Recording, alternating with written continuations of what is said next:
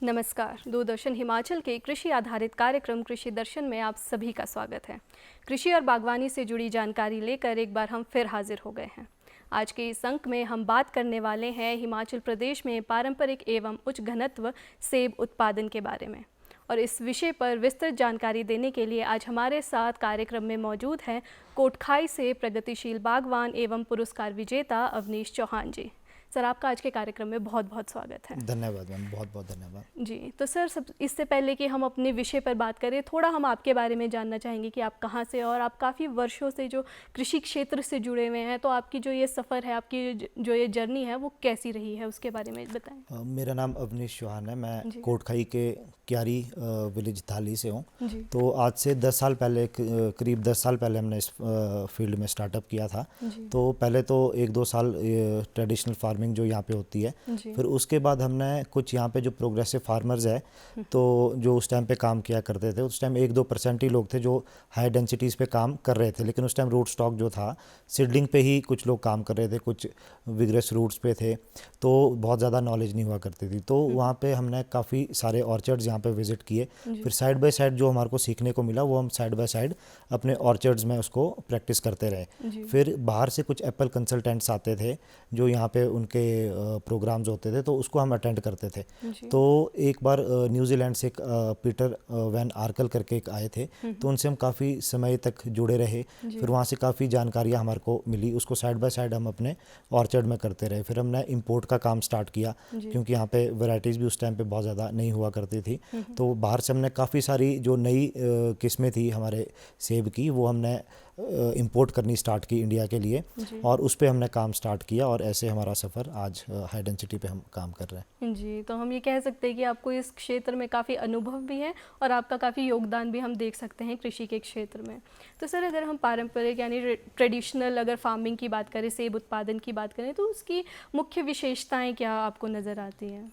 ये जो traditional farming है जो पहले हुआ करती थी, अभी भी 90% वही है। क्योंकि यहाँ पे जो हमारी लैंड कंडीशंस है, यहाँ पे हिली एरिया है, स्लोपी टेरेन है। तो हम बाहर जाते हैं, तो बाहर जो कंट्रीज़ में हम देखते हैं, तो वहाँ पे फ्लैट लैंड्स है। तो फ्लैट लैंड्स में उनको जो फार्मिंग करना, जो हाई डेंसिटी पे काम करना है, उनके लिए बिल्कुल सूटेबल है और ईजी है। लेकिन यहाँ पे हमारे पास स्लोपी टेरेन होने की वजह से, स्टेप फार्मिंग होने की वजह से, हर जगह पे हाई डेंसिटी पे जाना, ड्वार्फ रूट पे जाना पॉसिबल नहीं है। लेकिन हाई डेंसिटी एक टेक्निक है, उसको बार बार मैं अपने वीडियोस में भी कहता हूँ कि हाई डेंसिटी को हम ज़रूरी नहीं है कि ड्वार्फ रूट पे हमने करना है। अगर यहाँ की कंडीशंस अच्छी नहीं है, तो हम बड़े रूट स्टॉक पे भी उसको कर सकते हैं। क्योंकि जो ट्रेडिशनल फार्मिंग को हम देखते हैं, उसमें आज जो प्रोडक्शन है इंडिया की ट्रेडिशनल ऑर्चर्ड्स में, वो जो आंकड़े हैं वो 8 मैट्रिक टन से भी नीचे आ गया पर हेक्टेयर।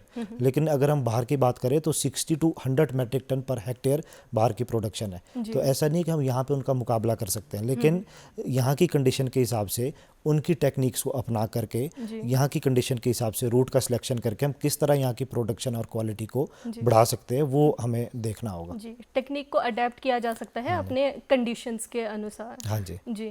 तो सर, जैसे ट्रेडिशनल जो उत्पादन की हम बात करें, फार्मिंग की बात करें, तो इसमें इतने लंबे समय तक क्योंकि ये चली आ रही है, जैसे आप कह रहे हैं कि 90% लोग अभी भी ट्रेडिशनल फार्मिंग ही कर रहे हैं, तो क्या यही कारण हो सकता है? क्योंकि जैसे आपने बताया कि स्लॉपी हमारा रहता है, ज़्यादा पहाड़ों वाला क्षेत्र है, तो यही कारण है कि इतने लंबे समय तक ट्रेडिशनल फार्मिंग चली आ रही है?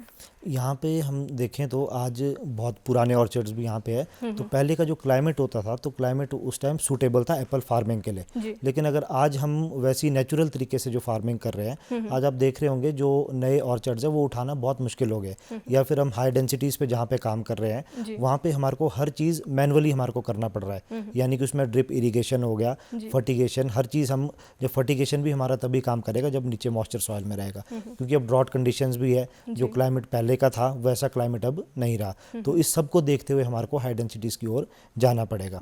और जो पुराने ऑर्चर्ड्स थे, वो उस टाइम पे क्लाइमेट ऐसा हुआ करता था, टाइम टू टाइम बारिशें होती थी, फिर सर्दी भी अच्छी बरसती थी। अभी तो काफ़ी टाइम ड्रॉट भी रहता है। आप देखेंगे एप्पल प्लकिंग के बाद, अक्टूबर के बाद लास्ट सीजन में भी मेरे ख्याल 3-4 महीने लगातार वो ड्राई गए थे। तो इस कंडीशन में क्या होता है, प्लांट्स की डीप रूटेड है, जो हमारे ट्रेडिशनल प्लांट्स है, वो बड़े प्लांट्स है, और उसकी डीप रूट्स है, तो वो कहीं ना कहीं अपना इंतजाम सॉइल से कर देता है। वो जिंदा तो रह रहा है लेकिन जो क्वालिटी उसने देनी थी, जब वो अपने आप को बचाने के लिए जूझ रहा है तो वो क्वालिटी वो कैसे प्रोड्यूस करेगा।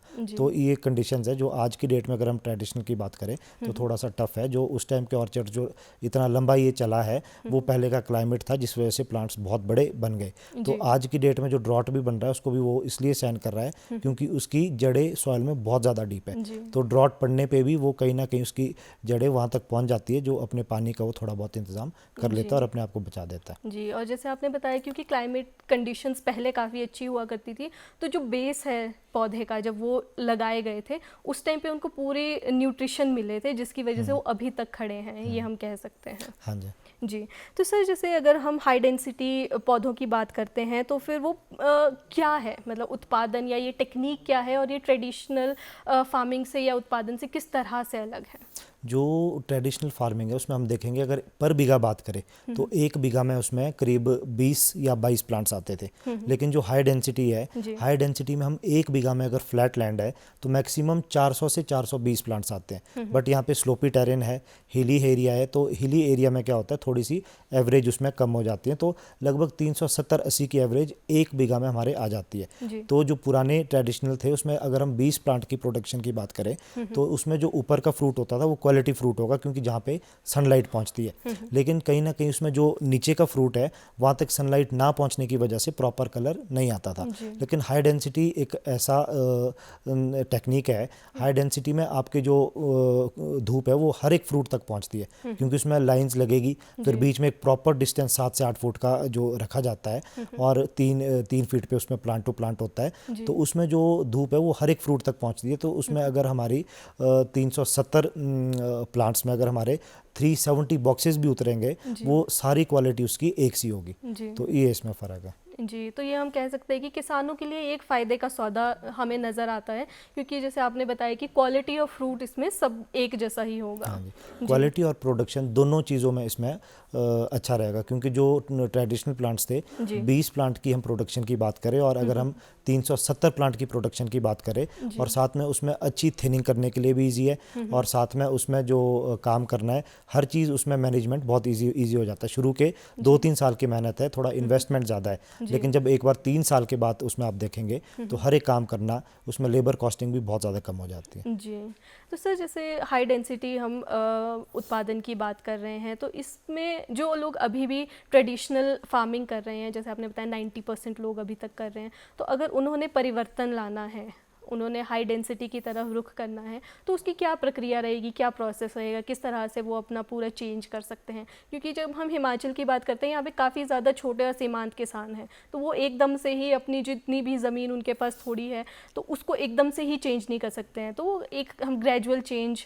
हम कह सकते हैं कि उनको ग्रेजुअल चेंज ही लाना होगा। हाँ जी, इसमें सबसे पहले हमको अपना जेब भी देखना है, यानी कि जो हम इन्वेस्टमेंट हमने करना है वो भी कहीं ना कहीं हमने ऑर्चर्ड से ही निकालना है। अगर हम सारे ऑर्चर्ड्स एक साथ काट देंगे और एक इन्वेस्टमेंट करेंगे तो हमारे पास जब बैकअप ही नहीं रहेगा तो थोड़ा सा मुश्किल हो जाएगा। उसके लिए हम ये कर सकते हैं, जो ऑर्चर्ड है उसको यानी कि थोड़ा थोड़ा करके, यानी कि पहले मान लो आपने 2-4 बीघा में कर दिया है ना, जब वो तैयार होने लगा वहाँ से प्रोडक्शन आपकी आ गई तो बाकी आप आगे चल सकते हैं। बाकी इसमें अगर आपके पास इन्वेस्टमेंट करने के लिए अच्छा आप कर सकते हैं तो आप फेदर प्लांट्स भी अब तो यहाँ पे इजीली मिल जाते हैं, वो उस पर आप जा सकते हैं। लेकिन अगर कोई बागवान छोटा बागवान है या फिर कोई इन्वेस्टमेंट इतना ज़्यादा नहीं कर सकता तो ज़रूरी नहीं है कि उसको आपने प्लांट्स ही लेने, उसकी जगह आप रूट स्टॉक ले सकते हैं। रूट स्टॉक्स को अपने पास मल्टीप्लाई कर सकते हैं, रूट स्टॉक्स को मल्टीप्लाई करके उसको ग्राफ्ट करके उसको आप अपने ऑर्चर्ड में लगा सकते हैं। उसमें 1-2 साल एक्स्ट्रा लगेगा, बट आप अगर 10 साल के बाद आप देखेंगे आपने एक ऑर्चर्ड में फेदर प्लांट लगाया और एक ऑर्चर्ड में आपने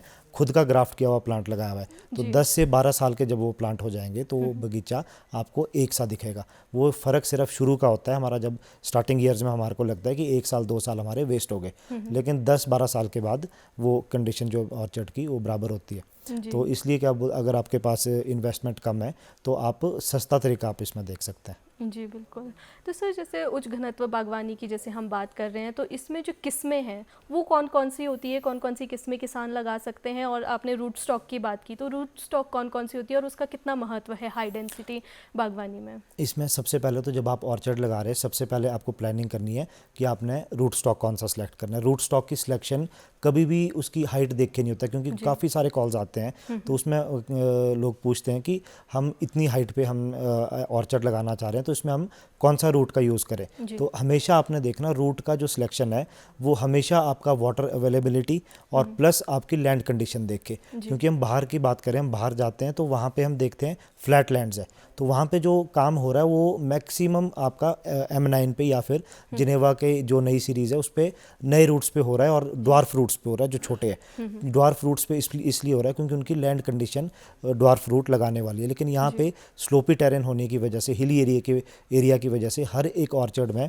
ट्रेलिस को इंस्टॉल करना टफ है, क्योंकि यहाँ पे जो ड्वार्फ रूट है उसमें आपका सबसे मेन है ट्रेलिस सिस्टम, क्योंकि ड्रिप तो चलो लग जाता है उसमें, अगर आप बड़ा रूट भी लगाएंगे या फिर आपका लैंड कंडीशन सीधी नहीं है तब भी आपका ड्रिप लगा सकते हैं, बट जो ट्रेलिस की तारें हैं वो आपके लिए बिल्कुल सीधी लाइन उसमें बनानी पड़ती है। तो यहाँ पे हमारा जो रूट का सिलेक्शन है, अगर आपके पास वो फ्लैट लैंड्स नहीं है, वाटर अवेलेबिलिटी कम है, तो आप हाई डेंसिटी आप विगरस रूट पे भी कर सकते हैं, यानी कि जो बड़े साइज़ के रूट है जिसमें सेल्फ स्टैंड है, जिसमें आपको ट्रेलिस की ज़रूरत ना पड़े, जैसे 111 है या फिर और भी बहुत सारे रूट्स हैं, यहाँ पे नाम नहीं मैं लूँगा। फिर उसके बाद आपने जो वैरायटी का सिलेक्शन करना है उसके लिए आपने हाइट देखनी है। अब जो लोअर एलिवेशंस है, मैं बार बार वीडियोस में भी कहता हूँ, जहाँ पे लोअर एलिवेशन है वहाँ पे क्या होगा, आपके ग्रोथ एक्सेस आएगी और वहाँ पे आपके कलर की प्रॉब्लम रहेगी। इसलिए जो हाई कलर स्टेन्स जो बाहर से इंपोर्ट होकर आए हैं पिछले 8-10 साल में, उसमें काफ़ी सारी वैरायटीज़ है जो बहुत अर्ली कलर है। तो अर्ली कलर वैरायटीज़ आपकी बिल्कुल लो हाइट के लिए जाएगी, जहाँ पे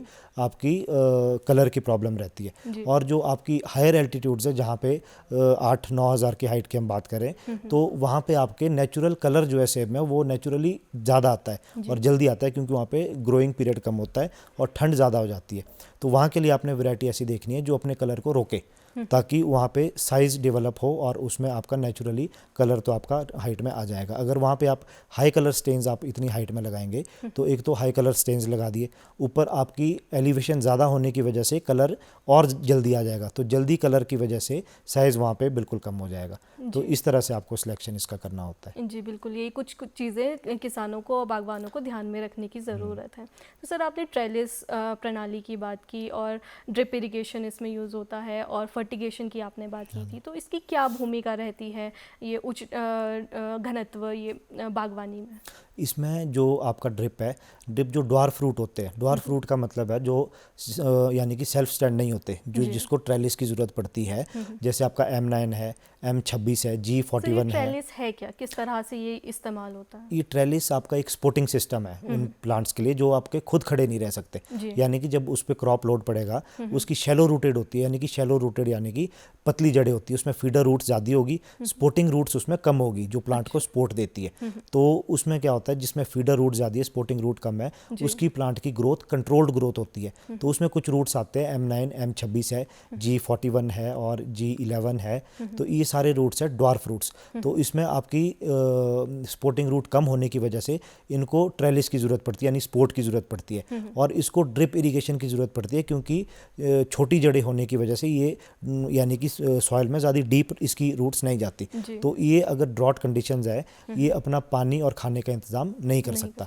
और जो डीप रूटेड रूट्स है, जैसे 111 है या फिर आपका कोई भी आप बड़ा रूट आप लेके चलो, M7 है, 106 है और भी बहुत सारे जिनेवा के 969 890 जो नए रूट्स है, ये सारे सेल्फ स्टैंड है, यानी कि इसकी जो रूट्स है वो सॉइल में थोड़ी गहराई तक जाती है। यानी अगर ड्रॉट कंडीशन भी होगी तो ड्रॉट ऊपर के 1-1.5 फीट के एरिया में अगर ड्रॉट भी पड़ गया, फिर भी इसकी कुछ रूट्स जो है आपकी डीप रूटेड होने की वजह से अपना इंतज़ाम सॉइल से कर लेती है। तो इसलिए जो छोटे रूट्स है उसमें आपका ड्रिप और ट्रेलिस का होना बहुत ज़रूरी है। जी, तो सर जैसे हम सेब की जब बात करते हैं तो उसमें पॉलिनाइज़र किस्मों का बहुत महत्व है। कि 1 हेक्टेयर में जितने भी आपके पौधे लग रहे हैं उसका जो पॉलिनाइज़र किस्में हैं उनका अनुपात एक रेशो में होना चाहिए। तो अगर हम हाई डेंसिटी सेबों की बात करें तो उसमें अनुपात कितना होना चाहिए पॉलिनाइज़र किस्मों का? इसमें अगर हम साइंटिफिक तरीके से चलेंगे तो 30 to 33% इसमें कहा जाता है कि एक आपके बगीचे में 2 या 3 तरह के पॉलिनाइजर्स होने चाहिए। लेकिन अगर हम हाई डेंसिटी की बात करें, अगर आप उसमें वेल डिस्ट्रीब्यूटेड अगर पॉलिनाइजर आप लगाते हैं तो आपका 20% से भी काम हो जाता है। यानी कि आप पूरे ऑर्चर्ड में मान के चलो आप कोई डिलीशियस वेराइटी आप प्लांट कर रहे हैं तो उसके जो पॉलिनाइजर है उसकी जो क्रॉस पॉलन उसको करेगी वो है गाला, गोल्डन्स या फिर ग्रैनी स्मिथ या फिर और भी काफ़ी सारी वैरायटीज़ है। यानी कि 2 तरह की, एक आपके ऑर्चर्ड में एक अर्ली वाली चाहिए, एक थोड़ी सी लेट वाली चाहिए। मान के चलो आप एक डिलीशियस वैरायटी लगाते हैं, उसके साथ आप एज अ पॉलिनाइजर आप गाला यूज़ कर रहे हैं, लेकिन गाला की फ्लावरिंग क्या होती है, कई बार अर्ली हो जाती है और डिलीशियस थोड़ा सा लेट हो गया, तो आपका स्टार्टिंग की जो फ्लावरिंग है डिलीशियस की उसको तो गाला कवर कर देगा, क्रॉस पॉलिनेशन उसको मिल गया तो उसमें अच्छी क्रॉप आ जाएगी। लेकिन अगर वो कहीं ज़्यादा लेट हो गया और गाला की फ्लावरिंग ख़त्म हो गई तो उसके बैकअप के लिए हमारे को एक ऐसी वैरायटी भी चाहिए जो थोड़ी सी लेट फ्लावरिंग करे, तो उसमें गोल्डन्स या फिर ग्रैनी स्मिथ वो आपकी फ्लावरिंग उसमें लेट होती है। तो यानी कि डिलीशियस को शुरू से लेकर लास्ट तक पॉलिनाइजर मिल रहा है, इसलिए कहा जाता है कि वेल डिस्ट्रीब्यूटेड 30 to 33% आपके ऑर्चर्ड में पॉलिनेशन होना चाहिए। अगर हाई डेंसिटी कर रहे हैं तो वेल डिस्ट्रीब्यूट करके अगर आप लगा रहे हैं तो 20 to 25% से भी काम हो जाता है जी। क्योंकि सेबों में हम पॉलिनाइजर वैरायटी का बहुत महत्व माना जाता है, क्योंकि वो क्रॉस पॉलिनेशन के बाद ही सेटिंग जो हम फ्रूट की कहते हैं। और इसमें एक चीज़ और मैं कवर करूँगा, जैसे मेन वैरायटी पहले हम लोग डिलीशियस लगाते थे, रॉयल होती थी और रॉयल के साथ हमारा रेड गोल्डन था, गोल्डन था। लेकिन जो अभी हम कर रहे हैं यहाँ पे अब मैक्सिमम लोग गाला लगा रहे हैं, तो गाला भी क्या उसके साथ भी आपको पॉलिनाइजर की ज़रूरत पड़ती है, क्योंकि यहाँ पे पहले कहा जाता था कि ये सेल्फ पॉलन है, बट इसके ऊपर हमारी बाहर भी काफ़ी डिस्कशंस हुई थी उन लोगों के साथ जिन लोगों ने ये वैराइटीज़ बनाई है, इसके राइट्स हैं उनके पास, तो उनका क्लियरली कहना है कि इसमें क्रॉस पॉलिनेशन की आपको ज़रूरत पड़ती है। और गाला का क्रॉस पॉलिनेशन, अगर आप मेन वैरायटी गाला लगा रहे हैं तो उसमें क्रॉस पॉलिनेशन के लिए 20 to 25% आप डिलीशियस लगाओ और थोड़ा सा आप उसमें गोल्डन्स या फिर ग्रैनी स्मिथ लगाओ। वैसे तो 30 to 33% होता है, बट वेल डिस्ट्रीब्यूट करके 20 to 25 तो आपको लगाना पड़ेगा, तभी गाला में हाई प्रोडक्टिविटी रहेगी और रेगुलर क्रॉप रहेगी। जी बिल्कुल। तो सर अगर हम कैनोपी प्रबंधन और ट्रेनिंग प्रूनिंग की बात करते हैं हाई डेंसिटी प्रोडक्शन में बागवानी में, तो किस तरह से की जाती है?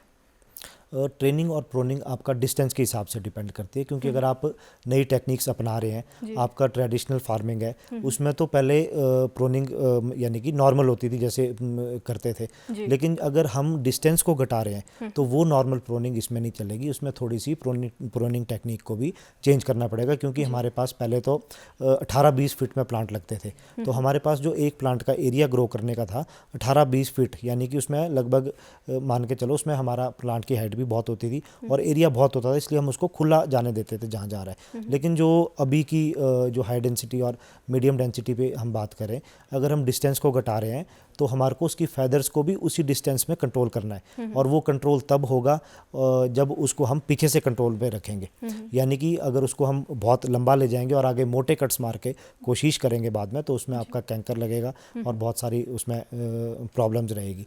लेकिन अगर हम उसको स्टार्टिंग से, जब हमने प्लांटेशन की है, स्टार्टिंग की 3-4 साल की कटिंग, इसमें बहुत सारे वीडियोज़ मैंने डाले भी हैं इस पर, वो सारे हमारे प्रैक्टिकल्स हैं, क्योंकि ये सारी थ्योरी जो है ये बाहर की थी, बाहर से हमने सीखा, फिर यहाँ की कंडीशंस के हिसाब से काफ़ी कुछ हमें उसमें चेंज भी करना पड़ा। क्योंकि बाहर हम देखते हैं वो पहली साल में वो कटिंग जो वो करते हैं उसमें प्लांटेशन ईयर को वो मानते हैं, वो ग्रोथ ईयर मानते हैं, तो उसमें वो पूरे प्लांट के सारे फेदर्स को कट करते हैं, यानी कि हेड बैक देते हैं। लेकिन जो सेकंड ईयर से है वो लीडर को और साइड ब्रांचेस को ओपन छोड़ते हैं, लेकिन जो अंदर के शूट से सिर्फ उनको कट करते हैं।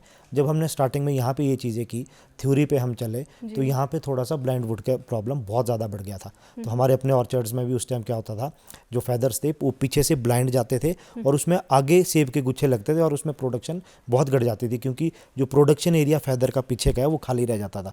तो हमने यहाँ की कंडीशन के हिसाब से उस पर उन्होंने क्योंकि बताया था जो पहली साल है वो उनका ग्रोथ ईयर है, यानी कि उस साल प्लांट बहुत ज़्यादा ग्रो नहीं करेंगे करेगा, लेकिन उसको उन्होंने ग्रोथ की साइड को डालना है। तो वो क्या करते हैं, जैसे आगे क्लिक करेंगे तो उनका कहना था कि उसमें पीछे तक स्प्राउटिंग होगी, यानी कि पीछे की, वरना ये ब्लाइंड चला जाएगा। तो यहाँ पे जब हमने कंडीशंस देखी उतनी ज़्यादा ग्रोथ, और यहाँ पे जो पीजीआर्स उनके पास अवेलेबल है, यहाँ पे वो इंडिया की मार्केट में आप देखेंगे यहाँ पे बैन है, बहुत सारी प्रोडक्ट्स हमारे पास अवेलेबल नहीं है। तो उन कंडीशंस को देखते हुए वो क्लिक प्रोनिंग जो पहली साल वो करते थे, वो हमने यहाँ पे हर साल करने ट्राई किया। जब हमने उसके एक्सपेरिमेंट्स किए तो पीछे तक उसमें स्प्राउटिंग होने लगी, जो ब्लाइंड वुड भी था उसमें भी पीछे स्प्राउटिंग हो गई और स्पर फॉर्मेशन होगी। तो वो एक स्टार्टिंग की जब हमने वीडियोस भी डालते थे तो उसमें काफ़ी नेगेटिव कमेंट्स आते थे कि ये रॉन्ग प्रोनिंग है, क्योंकि थ्योरी से वो अलग थी। बट करते करते वो आज की डेट में यहाँ की जो एक ट्रेंड बन गया उस प्रोनिंग का, और आज किसी भी ऑर्चर्ड में आप यहाँ पे देखेंगे ब्लाइंड की प्रॉब्लम्स ही खत्म होगी, क्योंकि यहाँ की जो प्रोनिंग है वो यहाँ के क्लाइमेट और कंडीशंस के हिसाब से और प्रोडक्ट्स की जो अवेलेबिलिटी है मार्केट में उसके हिसाब से थोड़ी सी जो चेंज हुई उसके हिसाब से हमारा अब यहाँ की प्रैक्टिसेस जो है वो बिल्कुल अलग है। और कोई भी नई चीज़ हम शुरू करते हैं उसमें एक्सपेरिमेंट्स बहुत सारे होते रहते हैं, जिसके बाद ही हमें पता चलता है कौन सी चीज़ सक्सेसफुल हो रही है, कौन सी नहीं हो रही है। तो सर अगर हम आर्थिकी की बात करें, जैसे आपने स्टार्टिंग में कहा था कि थोड़ा सा इसमें आर्थिक चीज़ों पे भी ध्यान देना चाहिए बागवानों को, तो जो किसान इसकी तरफ बढ़ना चाहते हैं हाई डेंसिटी की तरफ, तो वो अपने किस तरह से देखें कि कितना वो उम्मीद कर सकते हैं, कितनी उसमें लागत आएगी और प्रॉफिट उनको कितना मिलेगा? इसमें स्टार्टिंग ईयर्स में आपको मैंने अभी भी बताया था कि जो स्टार्टिंग ईयर्स है अगर आपके पास अच्छी यानी कि आप इन्वेस्टमेंट कर सकते हैं तो सबसे ज़्यादा फ़ायदा तो फेदर प्लांट्स अगर लगाएं उसमें है, क्योंकि उसमें 1-2 साल बच जाता है। तो उसमें वो कवर कहाँ होता है हमारा, जिस टाइम हमारा प्रोडक्शन ईयर 2 साल पहले आ जाएगा, जो मैक्सिमम प्रोडक्शन जो हमने उससे निकालनी है वो मान लो 5 साल के बाद आपका ब्रेक इवन पॉइंट आना है, तो वो 5 साल में आ जाएगा। लेकिन अगर हम रूट स्टॉक प्लांट करते हैं, उस पर ग्राफ्ट करते हैं, तो 5 की जगह उसमें 7 या 8 साल लग जाएंगे। तो वो जिस टाइम पे आपका प्रोडक्शन फुल प्रोडक्शन ईयर होगा वहाँ पे वो चीज़ें सारी कवर हो जाती है। लेकिन फिर भी अगर आप स्टार्टिंग में बहुत ज़्यादा इन्वेस्टमेंट नहीं कर सकते तो हमें उसमें अपना इनपुट कॉस्ट किस तरह से कम करनी है वो हमें देखना होगा। उसमें आप रूट स्टॉक्स लगाओ और उसको ग्राफ्ट करो, और उसको जब तक प्लांट बड़ा होता है, और उसमें स्टार्टिंग ईयर्स में ट्रेलिस की भी ज़रूरत इतनी नहीं पड़ेगी, क्योंकि जिस टाइम उसमें क्रॉप लोड पड़ेगा और साथ में आपका थोड़ा सा प्लांट यानी कि फेदर्स उसमें प्रॉपर आ जाएंगे, तो उस टाइम पे थोड़ा सा लोड पड़ता है, क्योंकि तूफान चलता है या फिर हवा भी तेज़ चलेगी, तब भी शैलो रूटेड है तो उसका खतरा रहता है कि कहीं वो गिर ना जाए प्लांट। तो इस तरह से हम जो स्टार्टिंग की इनपुट कॉस्ट है उसको हम बचा सकते हैं। फिर अगर ट्रेलिस भी आप स्टार्टिंग ईयर्स में नहीं लगा सकते, इतना इन्वेस्ट नहीं कर सकते, तो स्टार्टिंग के 3 साल यानी कि 2-3 साल या 4 साल आप बैम्बू का यूज़ कर सकते हैं, है ना। उसको थोड़ा लंबे बैम्बू ले लिए, फिर जिस टाइम वो 1 साल या 2 साल में जब नीचे से सड़ने लग गया तो उसको दोबारा से थोड़ा सा नीचे और गाड़ दिया कट करके, तो 3-4 साल आपके निकल जाएंगे। और जब आपका प्लांट आप अच्छी क्रॉप पे आ जाएगा तो उसी से आपका जो है ट्रेलिस का खर्चा भी निकल जाता है जी। तो इस तरह से आप इनपुट कॉस्ट को स्टार्टिंग में कम कर सकते हैं जी। और बाद में जैसे ही रिटर्न्स आने शुरू हो जाएंगे तो उसके बाद अपनी चीज़ों को और बढ़ाया जा सकता है, नई टेक्नोलॉजी को इंट्रोड्यूस किया जा सकता है अपने बगीचों में जी। तो सर कोई भी नई चीज़ की जब शुरुआत करते हैं कुछ ना कुछ चैलेंजेस होते हैं, कुछ चुनौतियाँ समस्याएं आती है, तो हाई डेंसिटी सेबों में किस तरह की चुनौतियाँ देखने को मिलती हैं? और जैसे हम डिजीज़ और पेस्ट की बात करते हैं, कई बार बहुत ज़्यादा खतरा हो जाता है खेतों पे डिजीज़ का या फिर पेस्ट का, तो जो रेजिस्टेंस है इन वेराइटीज़ की वो कितनी है? इसमें पहले तो जो स्टार्टिंग में जब हमने शुरू किया था उस टाइम नॉलेज बहुत कम मिलती थी, क्योंकि यहाँ पे जो बहुत कम लोग यहाँ पे कोई काम नहीं कर रहा था इन हाई डेंसिटीज़ पे। 1-2% जो फार्मर्स थे वो भी, उनका भी स्टार्टिंग ईयर्स थे आज से 8-10 साल पहले, तो उस टाइम पे बहुत ज़्यादा नॉलेज नहीं हुआ करती थी। आज की डेट में तो आप देखेंगे तो हर जगह वीडियोज़ मिल जाती हैं, हर जगह पे हमें नॉलेज मिल जाती है। तो वो सबसे बड़ा चैलेंज था कि उस नॉलेज को किस तरह से गेन करना है और जो हमने काम करना है उसको किस तरह से आगे सही दिशा देनी है। यानी कि अगर हमने डिस्टेंस घटाया है प्लांट का, उसमें प्रोनिंग ट्रेनिंग हर चीज़ एक नई फार्मिंग है वो, एक तो ये चैलेंज था। और उसके बाद जो आज की डेट है, आज की डेट में हमें बहुत जगह पे वीडियोस मिल जाते हैं देखने के लिए इसमें जी। तो सर जैसे हम क्लाइमेट की भी बात करते हैं, आपने क्लाइमेट चेंज की भी बात की, काफ़ी ज़्यादा उसका प्रभाव हो रहा है, तो हाई डेंसिटी पे या फिर अगर हम इन जनरल सेबों की बात करें तो सेबों पे किस तरह का असर हमें देखने को मिल रहा है? सेबों पे जो क्लाइमेट का असर जो अभी पड़ रहा है, अब हमें जैसे हाई डेंसिटी हम कर रहे हैं तो इसमें तो हर चीज़ मैनुअली है। यानी कि अगर ड्रॉट कंडीशंस भी होती है तो हमारे पास ड्रिप इरिगेशन है, उसके थ्रू हम फर्टिगेशन भी करते हैं, और उसमें जो हमारा इरिगेशन भी होती है, और जो खादों की जो उनकी रिक्वायरमेंट है, जो केमिकल्स हमने यूज़ करना है वो पानी से हम डाल पाते हैं। लेकिन इसका जो मेन इफेक्ट है वो हमारा पड़ रहा है ट्रेडिशनल फार्मिंग पे, क्योंकि उसमें हमारे पास ड्रिप इरिगेशन भी नहीं है और वो नेचुरल तरीके से वो फार्मिंग हो रही है। तो पहले एक अच्छी कंडीशन हुआ करती थी, क्लाइमेट अच्छा रहता था, बट अब जो ड्रॉट कंडीशंस है सबसे ज़्यादा इफेक्ट उसका हमारी ट्रेडिशनल फार्मिंग पे उसका इफेक्ट सबसे ज़्यादा पड़ रहा है। जी, तो सर जैसे आपने बताया कि ट्रेडिशनल फार्मिंग पे क्योंकि हाई डेंसिटी में नई टेक्नोलॉजी का इस्तेमाल हो रहा है और नई तरीके से किया जा रहा है, तो ट्रेडिशनल पे हम ज़्यादा असर इसका देख सकते हैं। सर आपने इतनी महत्वपूर्ण जानकारी हमें और हमारे दर्शकों को हाई डेंसिटी जो सेब उत्पादन है उससे जुड़ी दी और यहाँ आने के लिए अपना वक्त दिया, उसके लिए आपका बहुत बहुत धन्यवाद। धन्यवाद, बहुत बहुत धन्यवाद। तो दर्शकों, आज हमने देखा कि किस तरह से जो हाई डेंसिटी सेब उत्पादन है वो किसानों के लिए एक नई उम्मीद की तरह आ रहा है। तो आज के कार्यक्रम में केवल इतना ही। हमें यकीन है कि आपके लिए ये जानकारी लाभान्वित साबित होगी और आपसे फिर मुलाकात होगी अगले अंक में। तब तक के लिए हमें इजाज़त दीजिए। नमस्कार।